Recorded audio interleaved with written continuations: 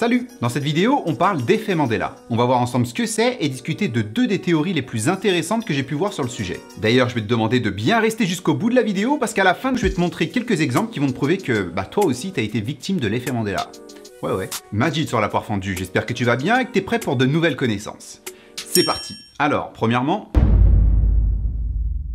on en a tous déjà entendu parler sans vraiment savoir ce que c'est. Et pourtant, je peux t'assurer que toi comme moi l'avons déjà vécu. Alors ce qu'on appelle effet Mandela, c'est quand un groupe de personnes qui peut aller de la centaine aux milliers voire aux millions ont un souvenir en commun qui peut parfois être super précis. Sauf que ce souvenir est complètement faux. Alors, ce qu'il faut préciser, c'est que quand je parle d'un souvenir en commun, je parle pas du souvenir tout bête du genre tu quittes ta maison et t'oublies de savoir si t'avais fermé ou non ta porte à clé. Non, quand je dis souvenir en commun, je parle plutôt d'un souvenir sur un événement généralement assez connu et où un bon groupe de personnes ont des souvenirs complètement différents de ce qui s'est passé dans la réalité.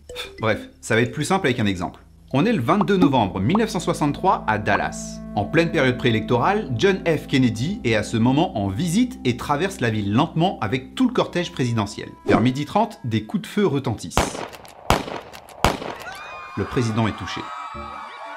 Il est déclaré mort 30 minutes plus tard. De cet événement choquant, des millions de personnes en reparleront des décennies plus tard. Et non pas pour le meurtre, mais pour les détails de la scène. Avec un truc tout bête, pendant le cortège, dans la voiture présidentielle, beaucoup se rappellent uniquement de 4 personnes. Ouais, le problème c'est qu'à l'évidence, tout montre le contraire. Puisque contrairement aux souvenirs de beaucoup, il y avait en réalité 6 personnes. Alors si ce souvenir erroné serait arrivé à une seule personne, on aurait dit bon ok, t'as la mémoire qui flanche, c'est pas grave, ça peut arriver, mais n'insiste pas trop, tu risques de passer pour un fou. Sauf que là, on parle de milliers, voire de millions de personnes. Et le truc surprenant, c'est que plus on en parle, plus on se rend compte que de plus en plus de personnes ont les mêmes souvenirs. Et quand ça touche autant de personnes, y a de quoi se poser des questions.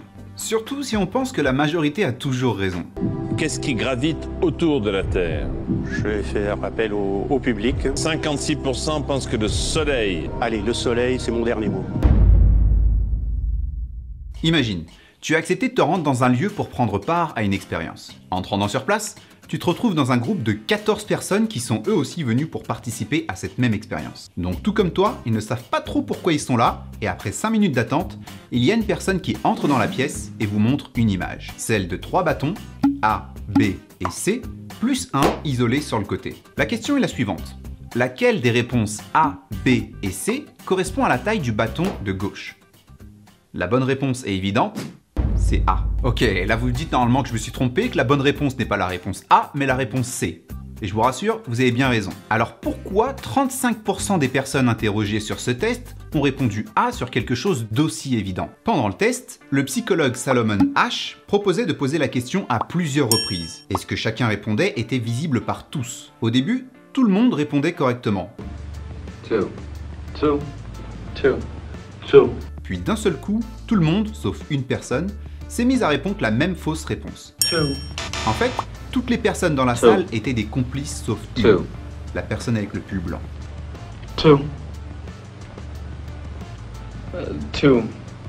Cette personne était en fait l'avant-dernière à répondre aux questions. Au bout d'un moment, et en voyant les réponses des autres, il s'est mis à douter. Et au fur et à mesure du test, il s'est mis à répondre la même réponse que les autres. Alors si je vous parle de ce test, c'est parce qu'on pourrait complètement faire une parallèle avec l'effet Mandela. Sur un souvenir dont vous n'êtes pas vraiment sûr, si un grand groupe de personnes dit se souvenir de quelque chose qui est légèrement différent comparé au vôtre, eh bien il y a de grandes chances que vous mettez à penser la même chose qu'eux. Bon, on va imaginer maintenant une autre situation. KitKat. Dans vos souvenirs, c'est comme ça que vous voyez le logo. Sauf que, par hasard, en parlant à vos amis, vous vous rendez compte qu'en fait, non, le logo ne ressemble pas exactement à ça. Il n'y a jamais eu de trait d'union entre Kit et Kat, et le groupe n'a aucun mal à vous le prouver après quelques recherches internet. C'est indéniable, vous avez la vérité en images en face de vous et via des sources sûres. Ce que je viens de décrire et ce que vous venez de vivre est ce qu'on appelle une distorsion mnésique. En gros, votre cerveau s'est créé de faux souvenirs. Et là, deux solutions s'offrent à vous. En fonction de votre caractère et de votre manière de réfléchir, vous allez soit accepter le fait de vous être trompé, soit le nier. Mais bien le nier, à un tel point que plus on va vous dire que vous aviez tort, plus vous allez essayer de prouver que vous aviez raison. Vous êtes en train de vivre ce qu'on appelle une dissonance cognitive. Vous n'endormez plus la nuit, quand vous y arrivez, vous rêvez de KitKat, bref, ça va mal à un tel point que KitKat vous ruine littéralement l'existence. Vous décidez d'en parler à un ami, mais de quoi tu parles, il y a toujours eu un tiret entre Kit et Kat. Oh, vous vous rendez enfin compte que vous n'êtes pas le seul à avoir ce même souvenir. La solution est maintenant simple. Vous allez trouver un maximum de personnes qui pensent pareil que vous et qui reconnaissent qu'il y a toujours eu un tiret entre Kit et Kat. Vous postez un article sur internet et en quelques heures, il s'emballe. Des milliers de personnes confirment l'info, 2 jours plus tard, des millions. L'effet Kit Kat est né. Enfin, l'effet Mandela. Oui, parce que tout ce que je viens de vous raconter depuis le début est en fait vraiment arrivé, sauf qu'au lieu de Kit Kat, c'était avec Mandela. Jusqu'à encore récemment, beaucoup pensaient que Mandela était mort en prison à Robben Island dans les années 80, alors qu'en réalité, il est mort en 2013. Et c'est ce qui a amené Fiona Broome, une chercheuse dans le domaine du paranormal, à nommer ce phénomène l'effet Mandela. Mais bon, dans une vie parallèle, ça aurait pu s'appeler l'effet Kit Kat.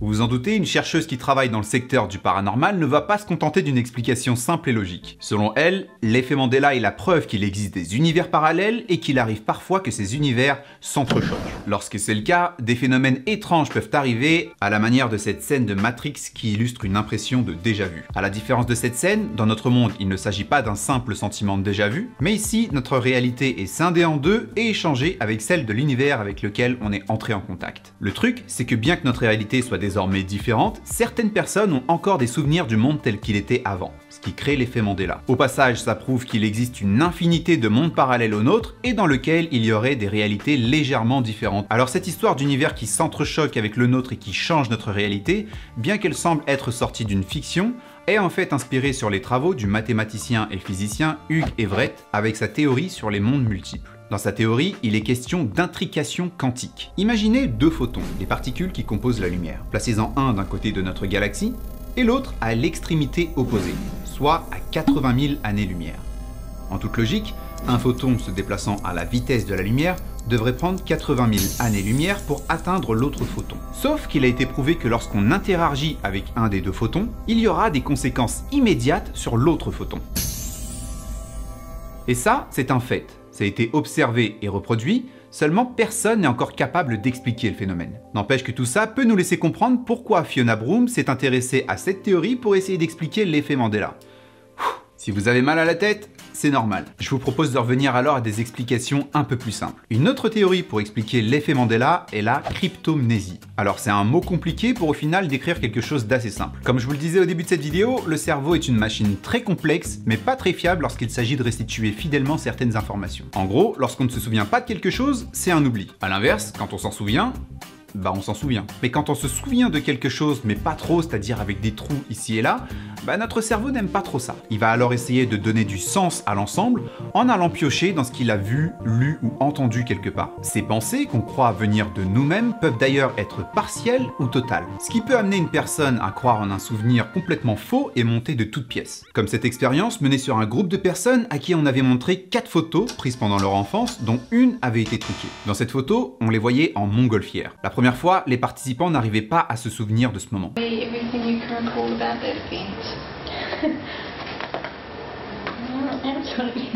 Les examinateurs leur ont alors proposé d'y réfléchir pendant quelques jours.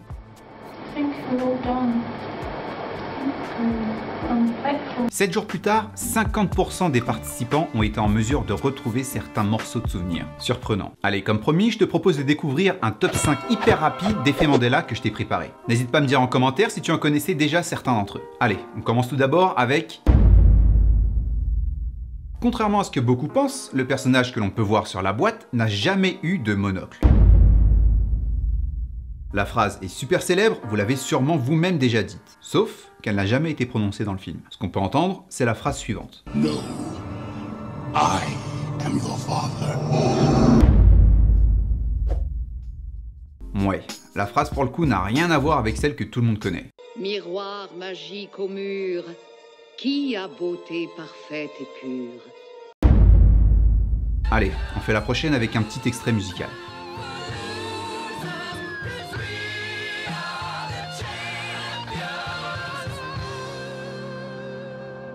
Et c'est tout, pas de off the world à la fin, comme beaucoup le croient. Le pire, c'est que tellement de personnes se trompaient en rajoutant cette fin sortie de nulle part, que Freddie Mercury a décidé de la rajouter dans ses concerts.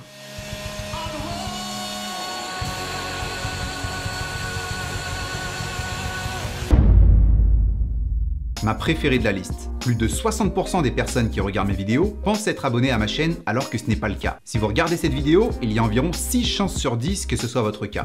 Vous ne me croyez pas? Vérifiez et abonnez-vous.